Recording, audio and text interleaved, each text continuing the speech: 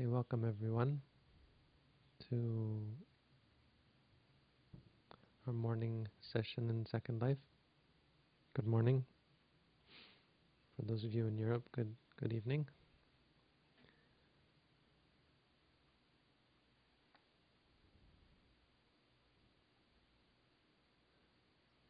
Today I thought I would talk about some of the criteria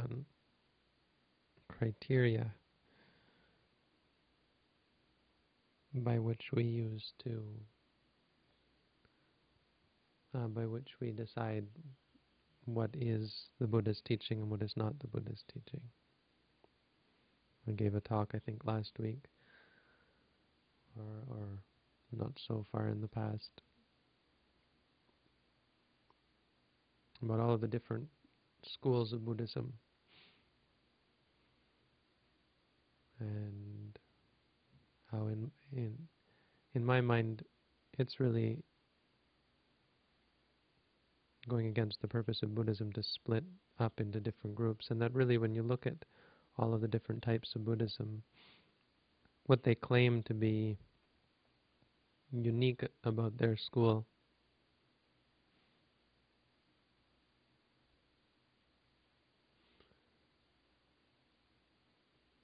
is actually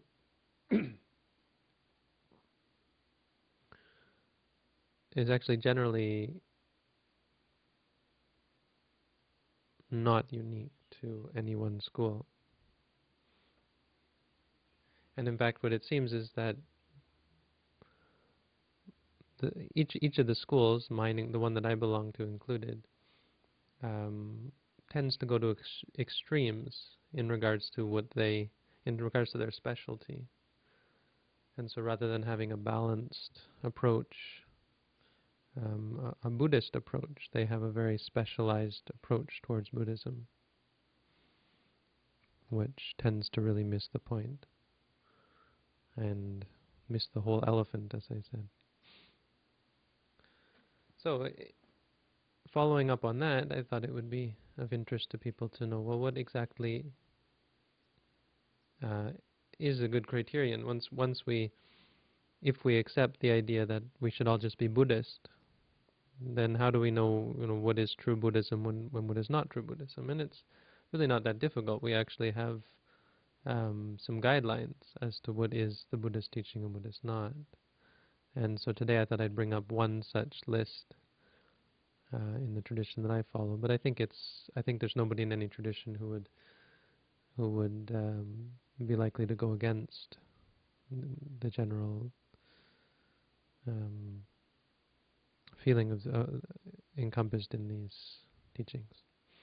So it's in Pali. I thought I'd give everyone a treat and bring up some Pali so that we can have some original words of the Buddha and sort of get a feel for the language that the Buddha spoke. And so probably most of you are not going to be able to understand this, but let's just go through it. Atakho mahapachapati kotami yena bhagavate nupasankami. Atakho means at that time, Mahapachapati Gotami, the bhikkhuni, who was a female monk named Gotami, Mahapachapati Gotami. Pachapati means the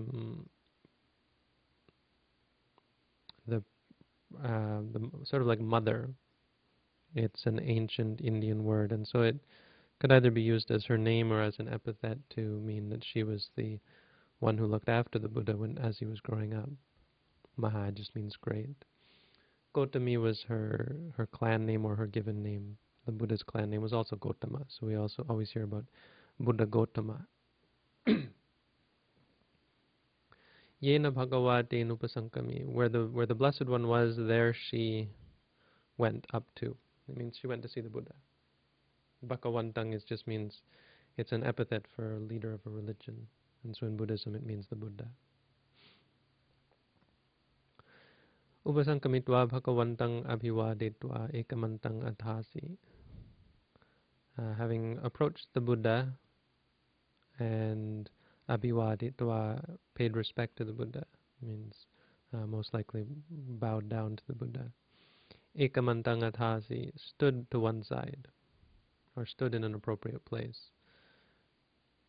Because when you go to see the Buddha, there's always going to be people attending upon him and coming to ask him questions, coming to listen to what he says. He generally would be surrounded, just as all famous teachers generally are, would be surrounded by people. So she stood to one side. And while standing to one side, ekamantang thita, standing to one side, Mahapajapati Kotami Bhakavantang etadavocha. She said this: Sadhu me bhante bhakava sankitena dhammang te setu. He just says sadhu. Sadhu is a word that means good. Many people recognize this. We use it, or it's used in India in the present day to talk about a holy man.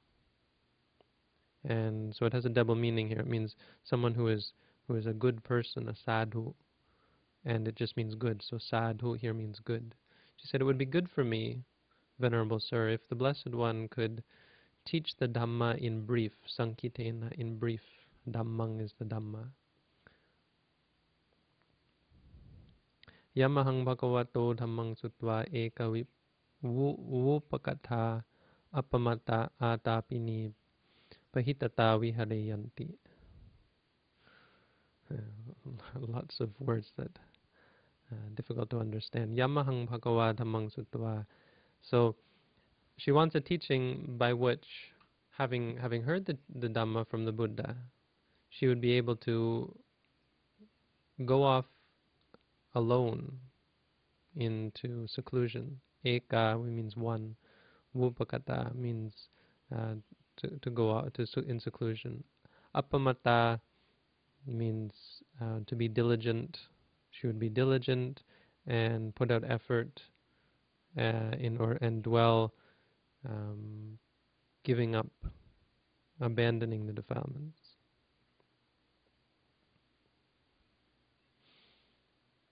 So basically speaking, she wants a brief teaching, and just going through this, we can understand. Okay, what is she asking here? She's asking for the most concise teaching that the Buddha can give her, and the Buddha gives her something very interesting. And this is the subject of the talk today.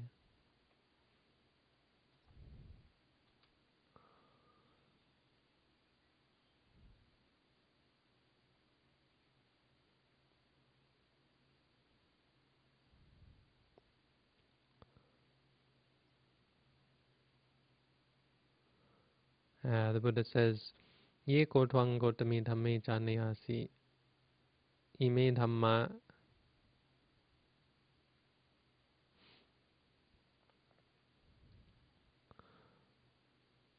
He says, whatever dhammas, whatever teachings, Gotami, you understand or you know to be, when you know of those teachings that, number one, saragaya samvatanti no viragaya, they are for the purpose of developing lust, not for the purpose of giving up lust. Sanyogaya samvatanti no visanyogaya.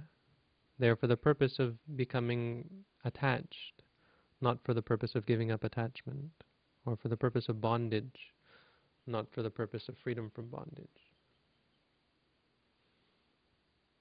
Achayaya samvatanti no apachayaya.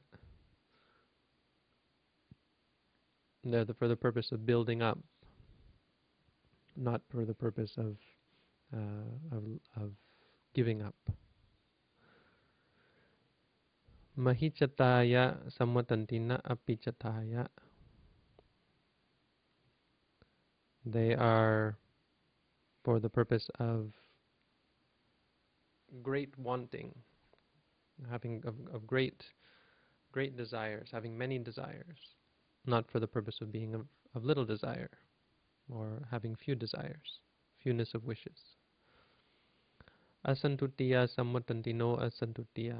They're for the purpose of discontent, not for the purpose of contentment. Sanghanikaya sammatanti, no pavivekaya. They're for the purpose of um, congregation or society, socializing, not for the purpose of seclusion. Kosajaya sammatanti, no viryarambaya. For the purpose of laziness, not for the purpose of putting out effort. Dubharataya sammatanti, no subharataya. They're for the purpose of being difficult to support, not for the purpose of being easy to support.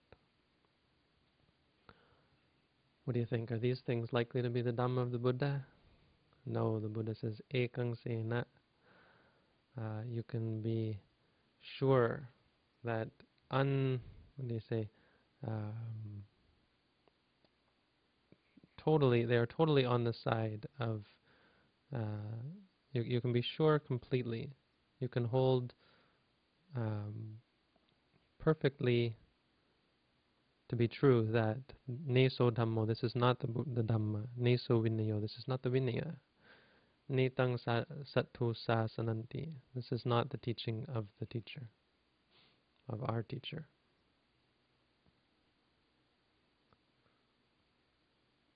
And then he goes on to say the exact opposite. He said if those teachings that are for the purpose of giving up lust and so on, and not for the purpose of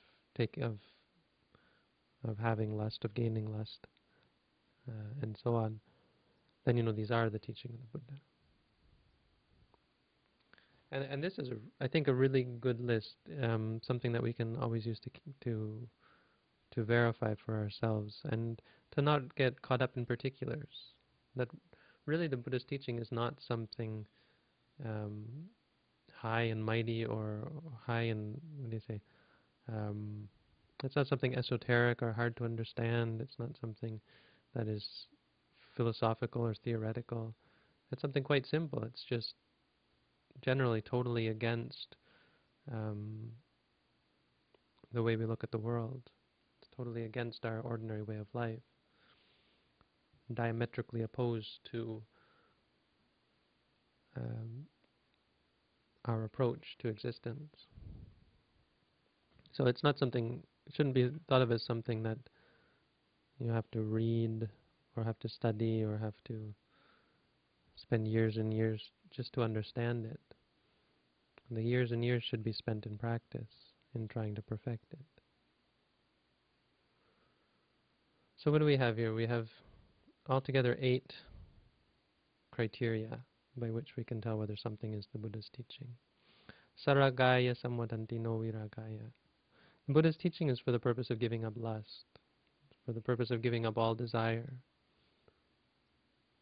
And a simple explanation of this is that anytime you desire something, it means that you're not happy with things as they are.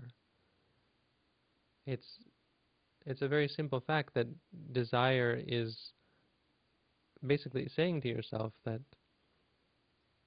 given 2 realities, the reality in front of us and a reality that's not yet in front of us, the latter is more preferable. And so it's a basic state of discontent. It's at its root, it's basically a state of suffering, a state of discontent, of dissatisfaction with things as they are. And this is totally contrary to the Buddha's teaching, because the Buddha teaches us to find contentment in the here and now, to accept this reality, or to find the way, the means by which reality becomes the preferred state, or becomes a totally peaceful, totally blissful state, where there is no need, no hopes or dreams or wishes.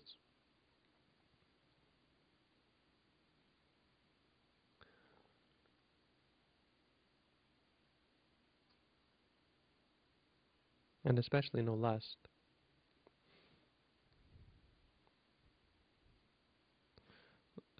Lust is, I suppose, one of those things that is on the extreme end. It's the most basic teaching. In Indian religion, this was widely accepted, not only in Buddhism, and not even um, something that the Buddha came up with himself. Even before the Buddha was born, even, there were teachings on giving up lust. It was agreed that the passions of the sense, attachment to sights and sounds and smells and tastes and feelings, were not a religious path, were not a spiritual path. They were not something that could lead one to spiritual contentment. And in fact, it was agreed upon through the various practices that were in place that there was a much greater happiness and peace that could be found by giving these things up. That this was the root of addiction.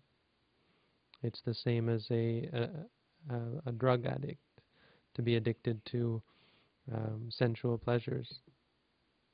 In fact, it is a drug addiction because sensual, according to science, it's clearly understood in this day and age that what occurs when we receive a pleasurable stimulus at one of the senses is a chemical reaction in the brain. There's a release of certain chemicals, dopamine and whatever else is involved with the pleasure receptor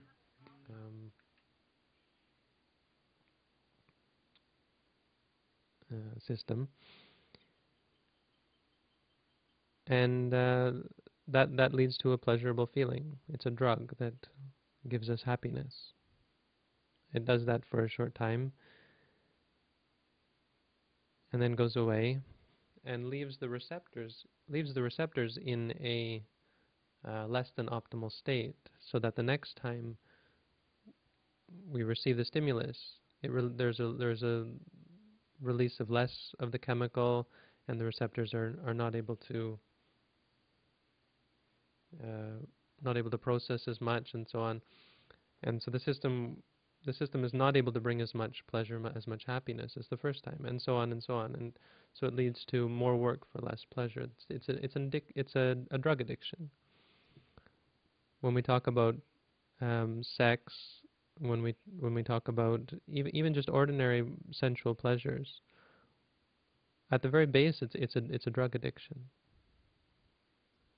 So this is the most coarse of the defilements, I guess you could say, the most coarse of our addictions that we have to get rid of. It's one of the most widely accepted in religious traditions. And I'd say the problem is not an agreement on giving them up. The problem is once you've given them up, how to then um, overcome the drug addiction. Because as we can see, many people who, for instance, become celibate wind up repressing the emotions. And as a result, there are quite dire consequences to repression. The eventual explosion of desire, the release in other ways that can often be quite perverse. But at any rate, the Buddha's teaching is for the purpose of giving this up. It's for the purpose of seeing the negative side of this and seeing that in actual fact, lust and the happiness, the pleasure that comes from it is not sustainable. It's not really intrinsically positive in any way. It's a feeling that arises and ceases. There's nothing bad about it. And I think really the problem that comes from religious people is they start to feel guilty when they have these feelings. They hear that people like the Buddha gave these things up, and so they feel guilty when they have these feelings arise, rather than actually acknowledging them and coming to understand the feelings. But at any rate, we can understand that any teaching that is for the purpose of giving rise to lust, there are even some religious teachings that encourage people to give rise to passion, to give rise to states of sensual intoxication. In fact, there are quite a many religions. From what I've seen, visiting and taking part in other religious traditions, you can see that a lot of the ordinary service is geared towards sensual stimulus. I would say even in Buddhism there's a lot of this, in sort of cultural Buddhism, where the means of attracting people's attention is sensual stimulus. The encouragement of this sort of addiction and the sensual, the stimulation of the addiction system in the brain. And so this clearly is not the Buddha's teaching. It's something that we should get straight for ourselves, that the practice of the Buddha's teaching has to be very clearly for the purpose of giving this up. The second one is that Buddhism is for the purpose of freedom from bondage, not for the purpose of bondage, becoming bound.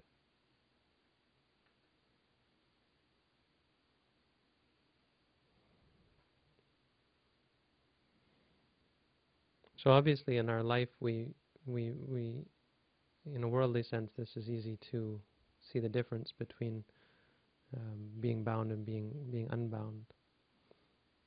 In our lives, we become bound by so many things. We become bound by our work, bound by our debts, bound by other people. We get caught up in so many things, so much frivolity. We get caught up in the world very easily.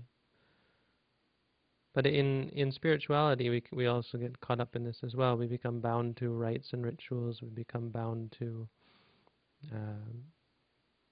our duties and to our station. We can even become bound to certain practices.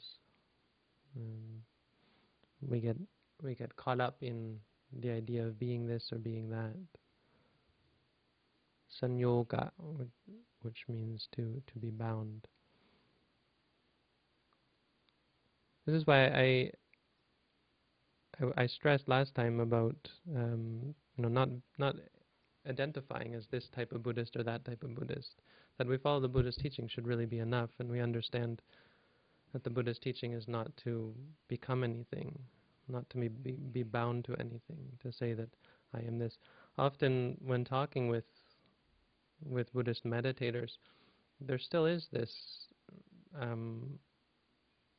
attachment to a tradition or attachment to a teacher, and there's an immediate judgment when we hear someone else practicing in a certain way, and rather than using the Buddha's principles to say why we believe this is better than that, we cling instead to our tradition, and everything is seen through the lens of that tradition. When I'm talking to Buddhist meditators, they immediately begin to repeat the things that their teacher has said, rather than actually, looking at things from the point of view of the Buddha, from the point of view of the Buddha's teaching. And it's very difficult to speak with such people, with these sorts of people. They tend to just regurgitate whatever their teacher has said, and are unwilling to accept the fact that other traditions might actually be of great benefit, or actually have a viable practice for the purpose of realizing the truth. When we practice Buddhism, we're simply trying to see reality for what it is. We have right here in front of us certain phenomena that are rising and ceasing in our body and our mind. We're not interested in being anything or being attached to anything. There's no need to call yourself Buddhist. There's certainly no need to call yourself this or that type of Buddhist.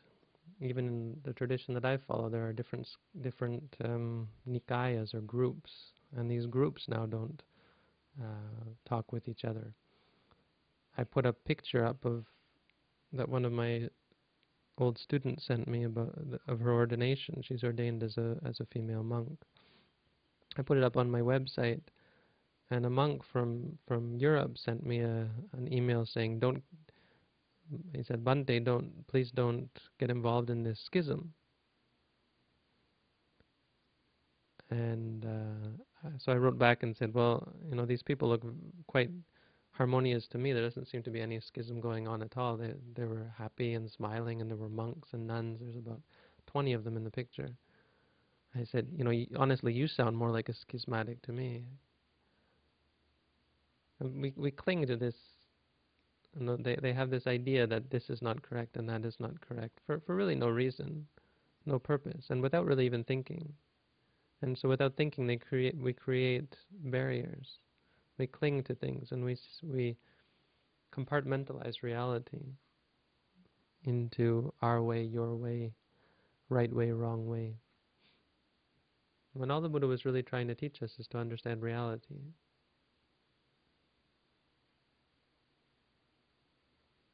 Something that we should think about, rather than clinging to principles and ideas. Sure, as best we can, we should try to keep rules and the regulations of the community. There's no question about that, but it goes beyond that, and we cling to my practice, your practice, mine is right, and this idea that our teachers are perfect, and so on. Therefore, they must be right all the time.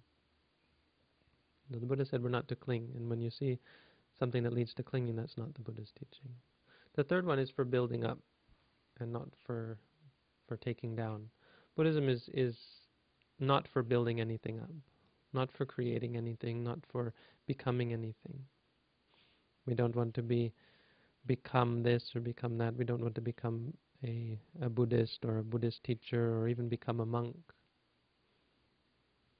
I always looked at becoming a monk, for example, is really more about what you aren't than what you are. The Buddha called it giving up the house life, going forth, leaving behind. This is a good example, because in the Buddha's teaching we don't want to become anything. We don't have any desire to become anything. We don't want to build up in our minds identification with anything. We're not trying to build a Buddhist empire or a Buddhist, what do you call, we're not trying to spread the Buddha's teaching to everyone or so on, or turn Buddhism into this missionary religion or so on.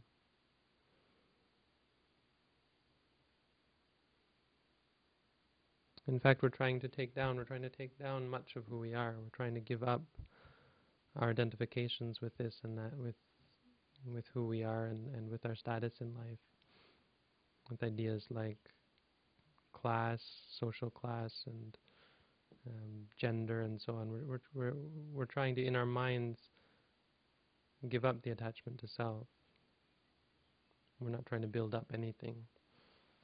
We don't have the idea that we want to become reborn again as this or that. We don't have the idea that in this life we want to become famous or rich or even become enlightened. In meditation practice, it's very easy for people to get attached to this idea that we're going to become enlightened, as though enlightenment were this attainment, this badge that you get to wear. Oh, you've achieved something, you've become enlightened. Actually, I mean, enlightenment is all about what you aren't. An enlightened being is not greedy, is not angry, is not deluded. An enlightened being has given up, hasn't taken anything on. And so in our meditation practice, it's very important, extremely important, that we give up this notion of trying to attain anything. We're not trying to reach some state where the mind is perfectly calm all the time, never thinking anything, never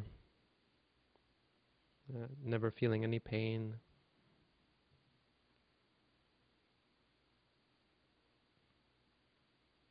We're trying to give up all expectations, all wants and needs, all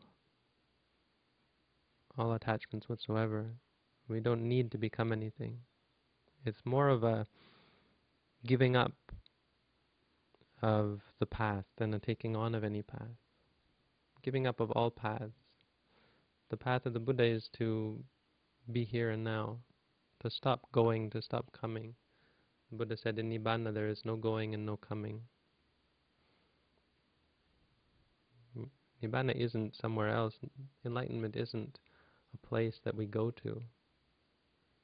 It's when we stop going and stop becoming.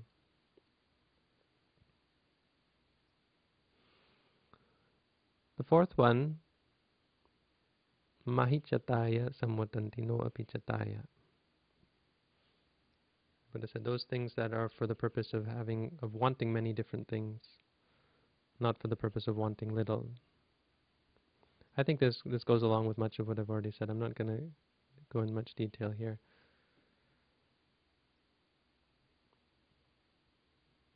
But it's just another reminder that our wants are really the problem. I mean, we have these in our minds at every moment. We want things in our daily life.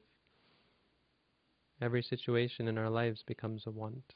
Wanting this, wanting that. Chasing after this, chasing after that. We can't even sit still. We can't be happy with things as they are because of our many wants. Buddhism is to be a fewness of wishes, to have few wants, to not want a lot, to be able to live without. And this is a very practical teaching in terms of our for instance, our necessities. When we're not able to acquire the things that we would normally feel necessary. I mean, need this and need that. To be able to live with little, to be able to live a simple life, a content life. And this is number 5, so these go together. Number 5 is, if the teaching is for discontent and not for contentment, then it's not the Buddha's teaching.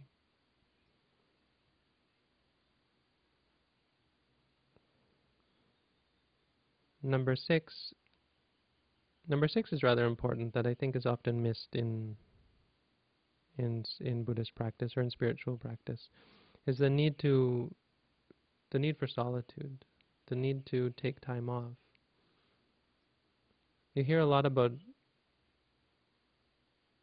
how important it is to meditate in a group, and how important it is to have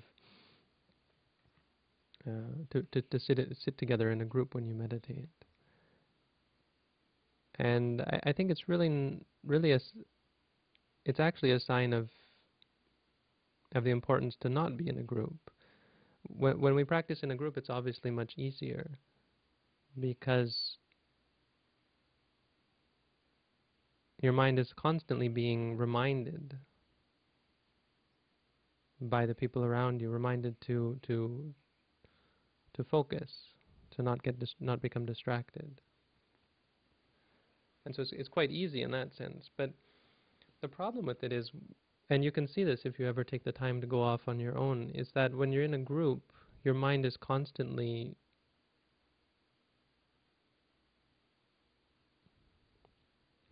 going out to the people in the room around you.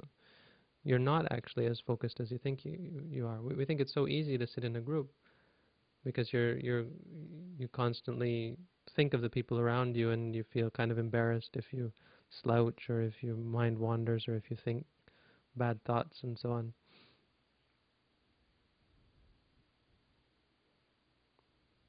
But there's actually, I would say, far less focus when you're together than when you're alone. And when you're alone, you can actually see how your mind works much better because there's nothing for your mind to cling to.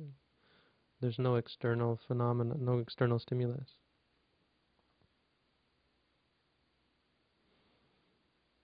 I think it goes without saying that in the Buddha's teaching, it's not for the purpose of socializing, of sitting around talking and meeting up with friends. And this is a very important teaching in and of itself, that when we practice the Buddha's teaching, it's very important that we can give up our need to socialize. That actually it's quite a detriment to our practice to be addicted to friendships and association and going out to parties and chatting and socializing. But a Buddhist meditator should be content with solitude. There is no replacement for being alone, spending time with your own mind. Because it's really the only time that we can really be true to ourselves, where we don't have to put up a front and pretend to be something. Even when we're meditating, when we meditate in a group, so often we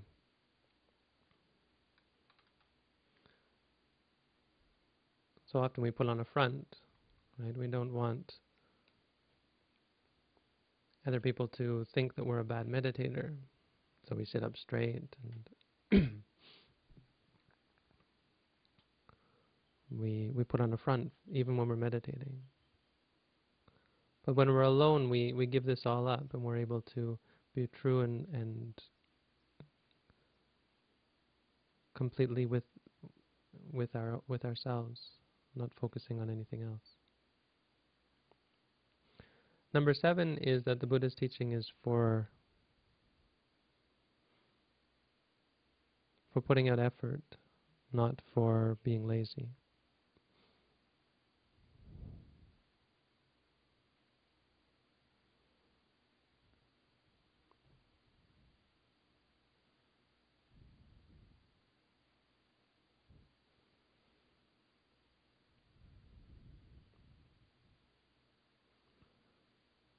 It's important when we meditate, we're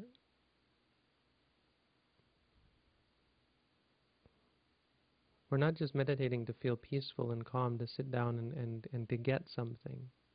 Meditation in a Buddhist sense is a work. The word we use is kammatthana. It means to focus your mind, put your mind to work.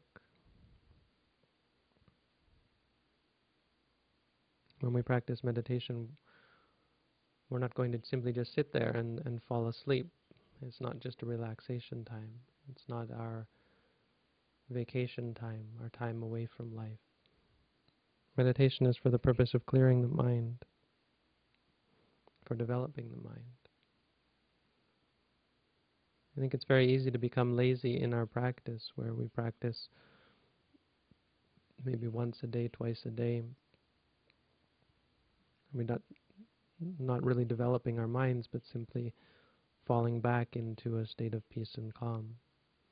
It's important when we meditate that we actually examine our state of mind, that we're looking at it and trying to develop our minds to become a better person, to clear our minds, to go deeper and deeper, and to understand our minds clearer and clearer, to understand reality. We have to examine ourselves when we practice. Are we just practicing to feel states of peace and calm and be content with that?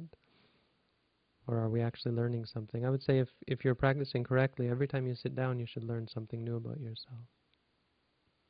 This is really a test as to whether you actually meditated.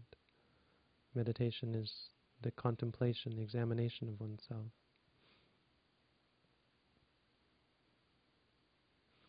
And number 8, to be easy to support, not difficult to support.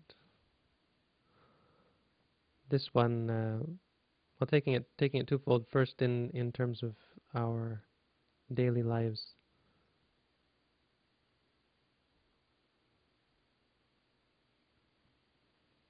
I would say it's very easy to become very difficult to support. For most of us, we are quite difficult to support. We need so many things. Our minds are constantly searching out, seeking out. And so it's like looking after a little child. Looking after ourselves is like looking after a little child. Our wants and our needs and our nagging and complaining. It's very difficult for us to, for instance, find a good position for meditation. We often need the perfect position, and so rather than simply sitting on the floor, we need a cushion, and the cushion's not enough. We need a backrest, and then the backrest not enough. We need cushions under our legs and a pillow behind our neck, and so on.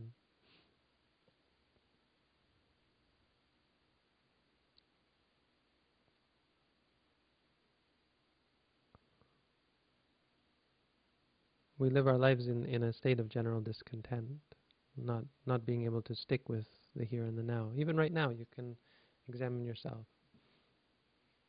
When things arise in the mind, when things arise in the world around you, you're just sitting here listening. Maybe suddenly you start to feel pain in the legs, or it's too hot, or there's an itching sensation in the body.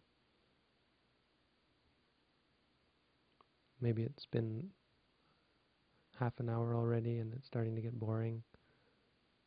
The mind starts to wander, starts to think of other things.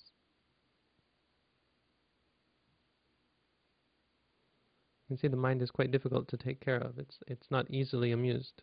It's not easily entertained. It always needs something new and exotic, something fun and interesting. It can't be content just being here, just being now. It can't be content with reality.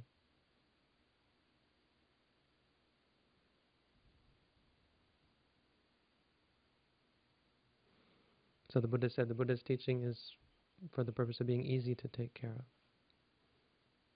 We don't need other people to take care of us. We don't need so many things. We don't need constant attention, constant gratification, that we can accept reality for what it is. And that we only need a certain amount of food to eat, simple clothes to wear. And we're able to put up with